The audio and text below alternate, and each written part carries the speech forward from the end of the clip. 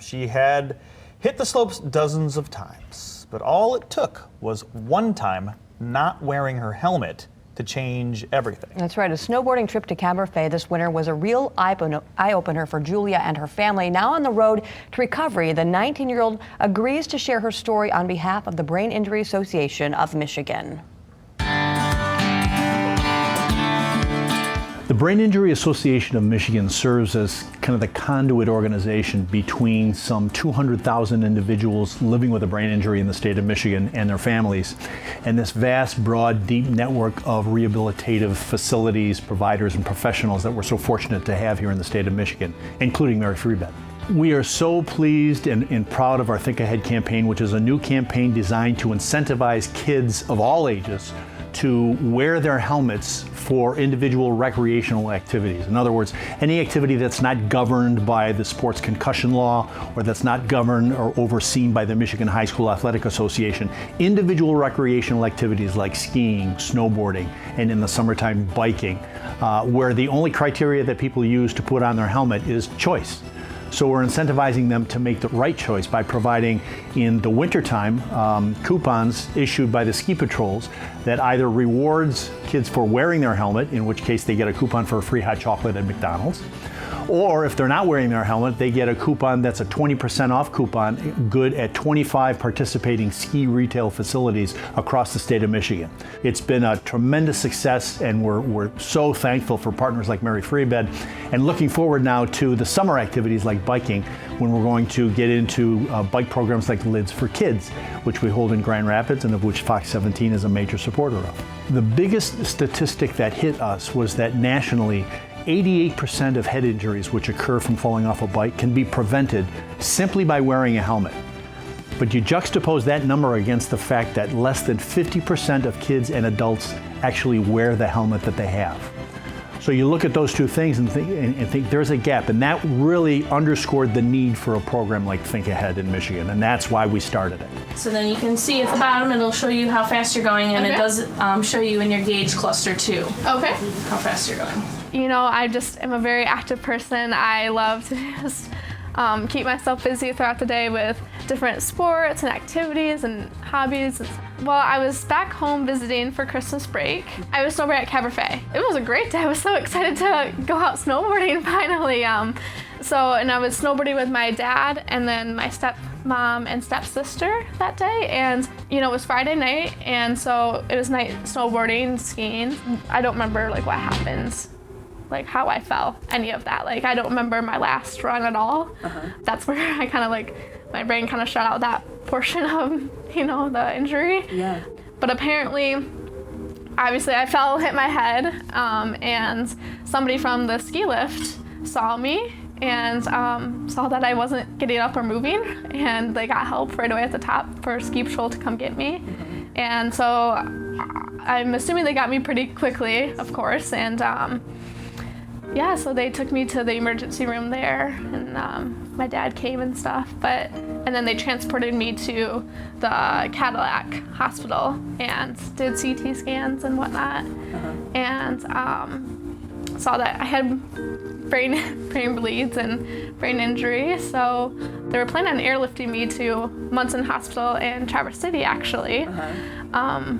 It was bad weather conditions, I guess, at that point in the night, and so then we just took an ambulance up there, and yes, and I was admitted in that hospital, and I was there for a week, and honestly, they were expecting me, when they got back all the scans and stuff and tested me again and whatnot, they were planning on me being in the hospital probably for about 2 to 3 weeks at least, and just crazy with how they even said possible surgery at times, I guess. And but I really don't have much memory for the first few days of being in like the ICU or any of that at all. So I was going through speech therapy. I have probably my last one on Monday. They took me off physical therapy right away, and then I just was able to drive this past Monday. So now I'm driving again. I'm doing my regular activities as far as running like 45 minutes, going to yoga, but I'm planning on going back out to California and getting a place and be working and going back to my regular daily life. You don't know what can happen. It's crucial to have that helmet, to be prepared for all of that, whether you're confident in yourself or not. Like, you never know what could happen if just one little thing can completely change, your life at that point.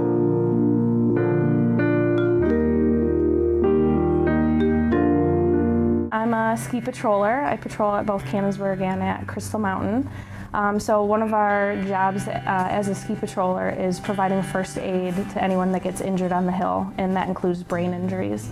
So when someone gets injured, either we come upon it first or someone lets us know that there's an injury for us to respond to, and we'll provide medical assistance as needed. So she had kind of 2 different areas of bleeds, and I believe it was in the front of her brain, and that can affect areas like memory and cognition and your motion and kind of who you are as a person. And it also can affect some motor things. She also had some axonal tearing, which is the neurons in her brain got damaged.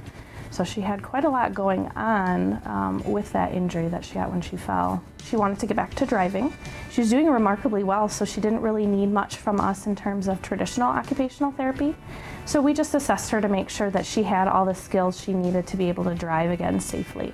So like the memory and processing, cognition, speed of processing, her visual scanning, all those things can be affected after a brain injury, and we wanted to make sure that she had all those skills in place to be able to return to driving safely. When I first saw her chart, I was expecting someone with a lot more difficulties, and I was just amazed at how well she was doing, and she really didn't have too many problems from what I saw when I assessed her. So she got really lucky, and she's a healthy girl to begin with, so I think that really helped her cause. If you're healthy and fit beforehand, that can really help your recovery. We have a whole team of therapists that specialize just on brain injury, whether it's a traumatic brain injury, a moderate brain injury, or even a mild brain injury like a concussion. We have specialized teams that will help you get back to your daily life, whether it's your balance for PT or your memory with speech.